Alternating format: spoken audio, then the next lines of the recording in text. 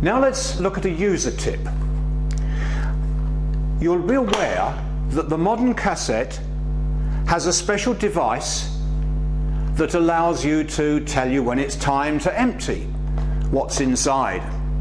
And the times I've been in the queue lining up to empty a cassette and I've seen the person in front empty the contents and then pour in quite a lot of water that goes halfway up the side or maybe more. Nothing wrong in that whatsoever.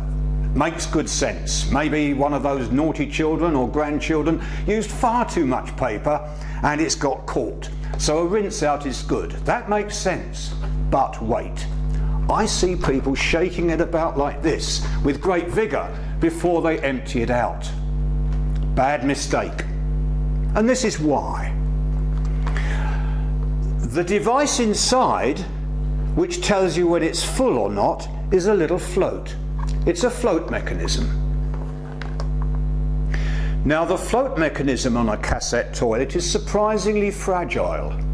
Well, let me tell you how it works.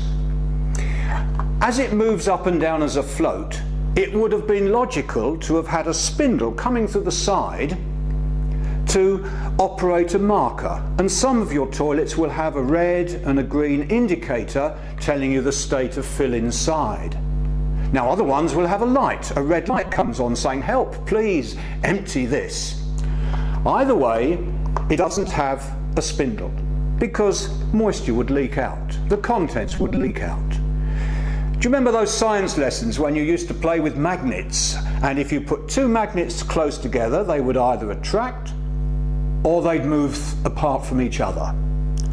Tucked away at one end of this little float there is a tiny magnet, and on the outside, on the control outside the cassette, is another magnet, and they move apart one from the other, and that's what happens. Now for the snag, the tip. If you shake around the flush water, very often this shakes about so much inside that the magnet becomes loose. It sometimes becomes unstuck and it falls to the bottom and gets emptied down the toilet. Worse still, it can break away completely. Now I've been on the course, so I've seen the procedures. I've seen how you put your hand inside, you feel for the broken pieces, and then you have to get your hand in with a screwdriver, and honestly, don't go there. Just make sure that you don't shake it around too vigorously. Just swill it gently.